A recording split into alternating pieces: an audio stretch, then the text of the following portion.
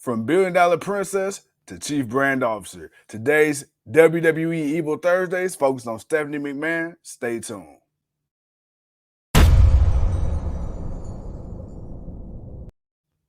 Ladies and gentlemen, thank you once again for tuning in to another episode of the Generational Wrestling Podcast. As always, is yours truly, the 28-year-old piece of gold, the franchise. He's the king, King Tuco. Today, we are focusing on WWE EVIL Thursdays episode, this time featuring Billion Dollar Princess turned Chief Brand Officer, Stephanie McMahon. Bro, what is going on? What is going on?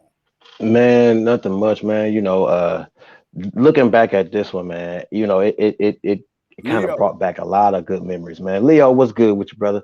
It brought back some fond memories of WWE back then, and man, it's just crazy to see, like just watch this episode, just kind of going back over it again, and just like, damn, like when you look at how they tell the story, you don't realize the length of that story for yeah. Stephanie. Like you probably seen it, but it's like I saw it, but it's like I never paid attention to that depth. Like that was her character. Like damn, like wow, like that damn, that's true. That was pretty much the reason why she turned on him. And I'm like, damn, man, I remember they did the whole wedding with Triple H, and I'm like, oh man, that was crazy in itself. And yeah, man, that just rewatching all that, just putting that all back in place, and it's like, damn, she truly has become her father. Damn, that is daddy's little girl. She went from daddy's little girl to the billion-dollar princess to the chief branding officer, as my man said it. So yeah, man, nah, I'm ready to talk about it, man. Let's get into it. All right, man, let's get right into it. So let's talk about it, man. You got people that grew up in the business, so often we talk about second and third generational talents. One of those names that come up a lot, The Rock, right? And then his whole family tree with the hot chief Peter Maivia. You got Umaga, you got Rosa, you got Roman Reigns, you got the Usos, Ooh, you got Nia Jax, Yokozuna. Yokozuna, late great Yoko, you can't forget him. And then you cross over, Cowboy Bob Orton and Randy Orton. And then now you go to the McMahons, and then you got the Guerreros and the Colones, and it's so many, the DiBiase's.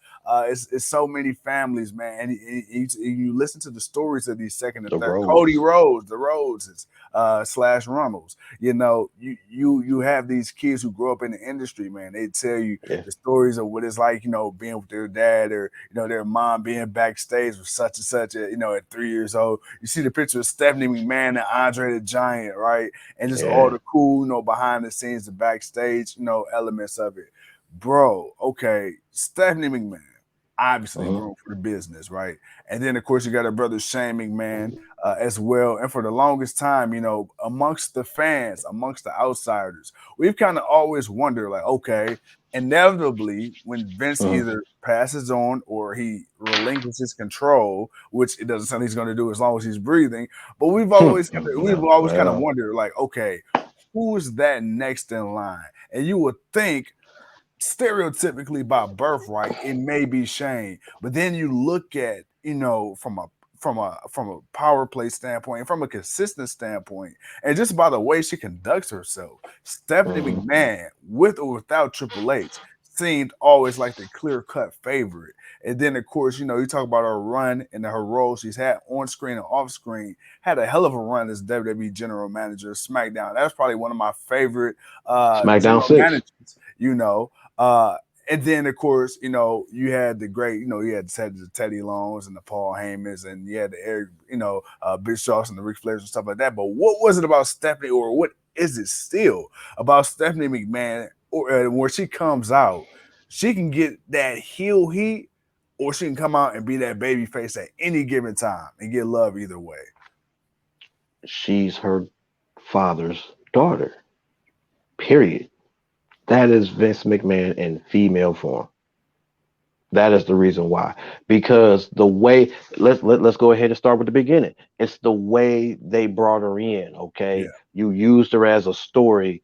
To The story was that the Undertaker was trying to take Vince's daughter and marry her for the demon, for hell and what, all that blase skippy.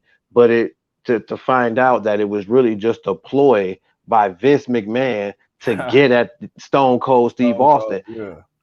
So the fact that you you made her you made her a character that people felt for. People Mhm. love Stephanie. Like people like, oh man, like that's messed up. Why don't chicken going after? Why is he going after her daughter? So when you have that and you look at how that turned transition, and then of course you got Vince revealing it was I, Austin, it was me all along. And then as she's hearing this, she comes out and she sees what her father is saying, and he doesn't realize it until they look up and see that she's standing on the stage.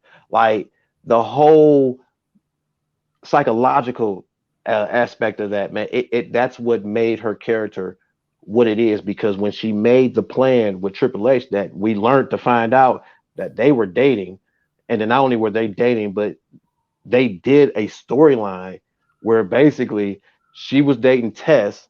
Yeah. After a while, her and Tess were going to get married. No one that wasn't family was invited to the wedding. But Right. who shows up? Triple H. And what does he do? He shows a video. And what is on that video? Ah man, it's the greatest wedding ever, man. I mean, dude, the love was in the air in Las Vegas. They pull up to a drive-through chapel. They get married, even though Stephanie's knocked out, and Triple H pretends to be Stephanie when the woman is asking, "Do you take this man to be your husband?" Yes, I do. And then it's like, Which would okay, not, by the way, which would probably not, you would not get away get with that today. you would not get away with that. I don't even think you would have got away with that then. But for story purposes, Well, he yeah. got away with it, and they became married, and it was official that it wasn't Tess that Stephanie married, that it was Triple H. And then, okay, now she's devastated. Now she's going for the kill shot. What's the kill shot? Triple H and Vince is in the ring. They're having a match. Stephanie's worried for her dad. She's supporting her dad. She wants to get in the ring. She wants to hit Triple H with the sledgehammer. She can't do it. Triple H takes advantage. What do we end up finding out? That Stephanie and Triple H planned it all along. And that was the birth of the Stephanie McMahon that we know today. Because just the fact that just the way that that was told, the way that the story was told is what makes it her character so hateful. Not where you hated her, but some people respected it. Like you liked it because it was great storyteller. She was a character you loved, and then you rooted for it in a way. Like in a way, you was mad at her because she hooked up with Triple H. Triple H was the heel. Nobody liked Triple H at the time, but you had to give it to her because her dad did what he did to get at Austin by using her. Well, she did what she did to get back at her father and Yeah. to remind him, don't take it personal. It's just business.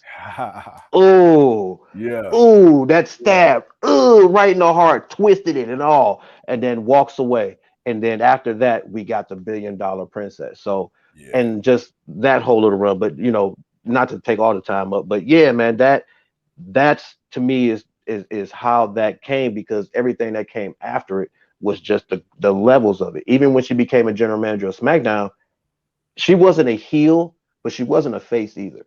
Stephanie Mhm. McMahon, she was either fair but firm, or she was against you. Like she was never really like a goody good guy. Like she made good matches. She wanted the best competition out of people. She demanded the respect. But when she wanted to be heel, she was heel. But yeah, man, that to me is that's the reason why it is what it is today, man. It's that story of just wow, like, and then for you to see how her mannerisms mirrored her father. Let's talk about that because you took the words right out of my mouth when you said that she is truly her father's daughter. Because when you look at Vince McMahon, right, you got big bad, you're fired, just evil, just sadistic, money hungry, greedy, powers, driven Vince McMahon. But then we've seen if Vince McMahon likes you or he cares about you or cares for you, he will do any and everything to protect you. But if he hates you, he'll make your life a living hell. And then you got Stephanie McMahon, right? Who's trying to be everything in spite of her father. But then like they say, the apple doesn't fall far from the tree. No matter how far you try to run, you can't escape the past. And then you start to see Stephanie McMahon, like you said, firm but fair. But when Steph was on some trash, Steph was on some Steph was trash. some trash. You She was know, on some trash. and She was and it, on and, it, it. and it was funny when they did that little montage, her slapping people and you're fired. Like That just heavy-handed ass slap, dude, dude. her slaps is like Ooh, her version of the Kiss My Ass Club. And when she would say you're fired, like the way she said it and the look on her face, I'm like, it oh was my God. Vince's voice. It It's was like Vince's Vince McMahon. voice. It's like Vince It was just possessed female. Stephanie in that moment. And That then, was it. That was it. one of the things to me that I pick up, you talk about her mannerisms. When you listen to Stephanie McMahon speak, when you see Yeah. Stephanie McMahon, even when she walks out to the ring, even in full character, you can just see, man, she come out, she just got a whole swag about her. Like Steph got that swag, like you can't fuck with me. And I like it because she has that bit of arrogance to her, to where it's classy, but she knows she the shit. That's Vince's daughter Yeah. all the way. And Yeah. it was cool because she said, a lot of times, especially coming up, she was the only female in the room, but she was never really intimidated, being in a room full of guys, because guess what? At the end of the day, females, they have that advantage. You just got to be strong enough to, know that you got that power. Stephanie Right. McMahon, bro, to me, we talk about the women's evolution and the revolution as far as WWE and things like Mm. that. How much of an impact personally, seeing somebody such as Steph in the role that she's been in and how she's graduated and still continues to be a champion for the women, and then see where the women are now. And of course, you got others behind the scenes like Fit Finley and things like that. But how much do you think Stephanie, being the direct up under Vince and the bloodline of Vince and having the power and position she has, how much do you think that's really helped shape the women's division in WWE present day? 100%, because she was that voice in Vince's ear. He still did how he wanted to do, and she tried to work within it as much as possible. Okay, you gotta look at it like that. And what I mean by that is, from the Attitude Era towards the Ruthless Aggression Era, you had women's champions. You actually had they didn't get pushed a lot, but and then eventually, but well, it took a minute before they really started to get over a lot more than what they used to be as just managers or eye candy, when they come out. Uh, Once they earned that respect of being in the ring and actually being good women wrestlers, and being able to tell good stories to make people want to watch them, you saw that evolution. That's why when you got the Trish versus Lita, the first women's main event, the first women's match to main event a Monday Night Raw, Yeah, like, that was huge. But that was the work of them building up to that. So um, I like to think that, yeah, Vince had his way of what he was going to do, but Stephanie being in that role, just Stephanie being not even in that role, just her being in the company and being his daughter is the reason. And that's why I say that it's tremendously a lot. It's a lot. Like, it's all, I would give it all to her. Uh, Not excluding anybody who else helped, but I would definitely give her 100% of it, because uh, we see what it is now. The Divas era was what it was. It was trash. Let's just be honest. You had one or two. Michelle McCool was cool. I like Michelle McCool. Beth Phoenix, she did her thing. Mickey James for the wild time while she was there. Paige was cool. Victoria was cool. So you Melina. had some that was cool. Melina was cool. After once she started wrestling more. Some of them, once they started wrestling more, you saw they actually had a little something in them. Others, they were just always trash. I'm sorry. They were Barbie dolls. They were Yeah, literally yeah, just pretty little girls going out there pretending to be wrestlers and looking terrible as hell. yeah. And a lot of them didn't really look that great any damn way. So I was like, nah, that's really what didn't like. So you weren't gonna make me watch it by what they look like. I want to see what they actually do in the ring, because I got to see Lita and Trish and China and a few other, and Ivory and Jacqueline and Jazz and Mickey James and Molly Holly. I got to see a lot of those women wrestle and put on good matches, and that was just trash. So but again, she had to work with what she could. But obviously, because that was fading out and we got what we got now, you again, you definitely got to give her a lot of credit. Because what other option was there? What really other option was it? You didn't already did the half-ass wrestler part. Now you got to actually get women wrestlers. There's actually a lot because you had TNA, you had other companies, the Ring of Honor, that were actually showing good women wrestling, and people were highlighting that. There's always one thing that WWE never really gives a damn about that another company always does better. WCW had the cruiserweight division. Impact TNA had the knockouts division.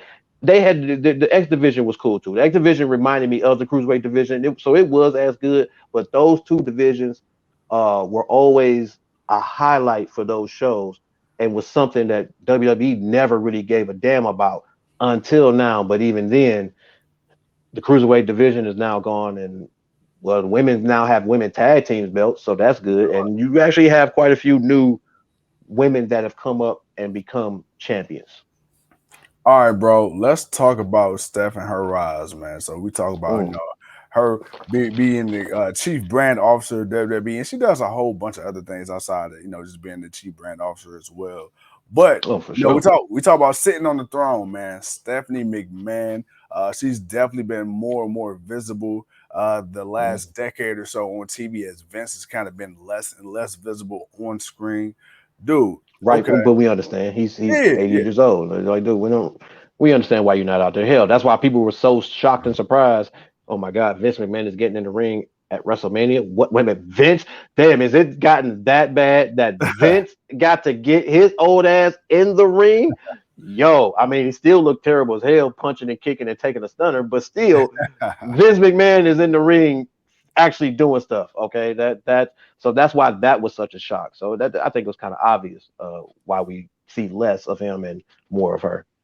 But with that being said, man, with Steph seeming like she's gonna, be the one to inevitably take over, her and I Triple believe H, so. man, the King of Kings, the game, the cerebral assassin, Triple H, man, how much of a positive impact has he and her together been? Because okay, let me add, let me put it this way, and I want to try to phrase it in a simple way. In your mind, Hmm. where do you think WWE would be with just Stephanie and then the vision of it with her and Triple H? Do you see any major differences? Yes or no? Obviously, with the exception of like NXT and stuff like that. If you just That keep would it be the major strictly difference. That would be okay, the major difference. NXT would be more. NXT would have gotten promoted better when we all knew it should have been, yeah, and that's during the golden era time of when you had the Seth Rollins and Big E and Roman Reigns and Dean Ambrose and um, Bo Dallas and Bray Wyatt. You had all of those guys and the Usos, and you were moving away from the goofiness of NXT and all the little contests and the games that it became, and you were bringing some respect back to it as a right, developmental, but also an independent where independent wrestlers who been out on independence could come and try to make it into the WWE. right. You gave them a way in by basically saying you can come in, learn how to work the style of our matches, and we'll see where it goes. That time frame, all the way up until the beginning of 2.0, if Triple H and Stephanie were more in charge, I don't doubt that they would still have some of the values of Vince. I don't. I'm. They're not going to totally just go away from it, Right. but the transition that you saw from both of them, not only just on the women's side, but it seemed like on the men's side, was they were focused on more wrestlers. They were more focused on people who actually know how to wrestle. Yes, they want you to have a name and have a gimmick and and be entertaining and all that. They wanted that, but they wanted to they you needed wrestlers. All right, that's what you needed, man. You didn't need you all the best people were leaving. Batista had left. Edge had to retire. You had John Cena and Orton. Triple H can only wrestle so much longer. Shawn Michaels was only going to wrestle so much long. The Undertaker was on the tail end of everything. You were at a point where, man, you needed to build up newer talent, and you had no faith in the people that were on the roster, which kind of shows till today. But NXT was something different, and it brought something that if it was highlighted better, Yeah. man, I think there'd be a total change in the wrestling game right now, especially for WWE right now. Not saying again, they're not just gonna drop everything as far as the how they produce the stuff or whatever, but I'm sure they would have found a way to bring more time to the wrestling aspect and not just focus so much on the entertainment. Like you trying to bring the both of best work. You want them to both be up. You don't want one to be more than the other. That's what Right. I'm trying to Right. get at. All right, man. Last thing before we get out of here, bro. Stephanie McMahon, right? If you gotta rank her, as as far as terms, wrestling, managers, promoters, bosses, execs, whatever, you know, uh, how high would you rank her on that list? Because to me, man, I feel like in all the Steph does, I feel like, man, hey, you got to put some respect on her name. I feel like Stephanie McMahon has definitely not only set the bar for the women, but I feel like she set the bar for the industry in general, man. I feel like honestly, if she could, I feel like a Mhm. lot of the things that we complain about, we wish that Vince would change. That that Triple H hasn't already been able to change to a degree. I feel like Right. Steph, she would be more keen. I don't feel like she would, and this is me. I feel like Steph would be a little more receptive, maybe because she's a little younger and not as set in her ways as Vince. And I don't see her doing to Vince what Vince did to his dad. If you get where I'm going, I think Vince was a little more savage with it when he took WWE from his father, when he bought it, I should say. But it was just a takeover.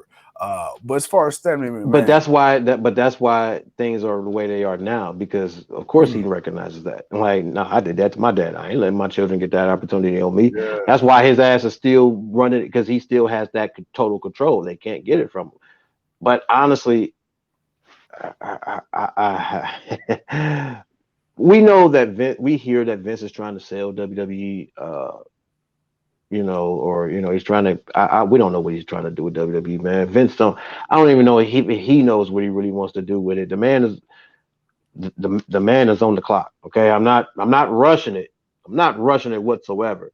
Uh, Still value him because of who he is and what he's brought to the business, man. He's Vincent Kennedy McMahon. Okay, but the man's on the clock. Something's gonna happen, and we're going to have to find out who's in charge. We're going to find out who's going to take over. We got to find out who's going to be the owner. These are things we don't know right now, and maybe they know. To be honest, I mean, Stephanie and them can. They already know what's happening. Everything's already in place. It's just us nosy asses won't know until actually things happen. But uh, overall, where do I rank Stephanie McMahon? As far as wrestler, bottom. yeah, Stephanie was never a great wrestler. She is at the bottom of wrestling, women's wrestling. Uh, but character, top yeah, five women's super character. top, super top. Uh, over.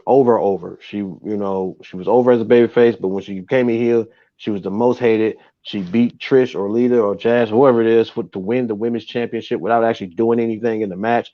Like, the things she did with Brie Bella, that Brian Danielson, Nikki Bella, like, she has slapped and disrespected so many people Yeah, yeah, without remorse for years. Oh my God, dude. Definitely top, I would say top female character. In WWE, top female heel character. Yeah, you could say heel character, but just character overall, yeah, definitely in the top. As a general manager, um, I gotta give her top two, three. Um, yeah, I gotta give it to her. I gotta give it to her, man. Between her and Paul Heyman and SmackDown 6, and just what SmackDown was and why it was the better show. Raw was the more entertaining show, but SmackDown, if you when being the wrestling fan that you were, you yeah, got to see good quality matches. You got to still see the side stuff that you needed to see, but SmackDown was always the better show for the best matches, some of the best moments. I remember, man, when the invasion happened. You just had, I mean, that the invasion alone, the fact that Stephanie comes out and buys ECW and teams up with Paul Heyman and Shane to try to take over WWE.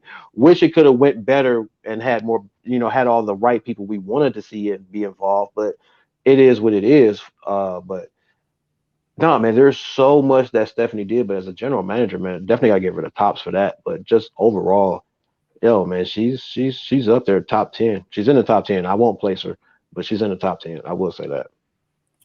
All right, bro. Well, look, man, that will wrap things up for Stephanie McMahon on WWE Ooh, Evil. the true top bitch of WWE. There is no, there is no other character. When you see Stephanie McMahon walk out sometimes, man, and oh my God, especially when she was going to stuff with Daniel Bryan and you a B+ player, and she was just smacking the hell out and just talking the shit.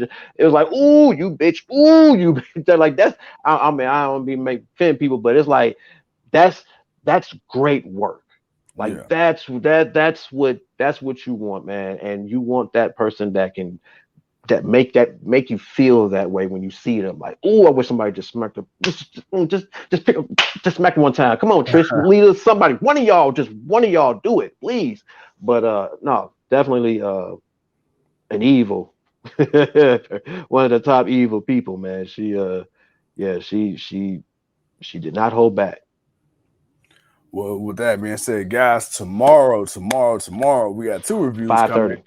5:30. We got we coming on live 5:30 tomorrow for the AEW Well, Rampage. Rampage come on at 5:30. We're not coming on live at 5:30, but Rampage comes on at 5:30. Rampage review tomorrow. We got SmackDown review tomorrow. And yeah, the rest of the other should be next week sometime. But with that being said, ladies and gentlemen, thank you once Goddamn, bro. again. Goddamn. I gotta be so rough. Hey man, hey look, I gotta give it to them raw because if you play around with them, they're gonna think it's a relationship and it's just a fight. Uh, this is a relationship, man. This is long term between us and the people, man. This is It is long term. long This term. You know is a what? relationship, It is man. long term. And if you really want to make it long term, if you really want to make me feel loved and you want to make this group feel loved, man, go ahead and click that subscribe button, click the bell notification. So Please. when we Appreciate post, y'all. you guys can know when we post. When we have our fire interviews, you guys know when they happen. And speaking of interviews, make sure to click the interview tab on the playlist section on our page. Tell a friend to tell a Ooh. friend. Comment, Ooh. share, download. What's up, man? Double or nothing, man. That is coming up here. Double or nothing, Nothing. May Yeah, AEW. 29th. We are going live. Your boys will be in the building.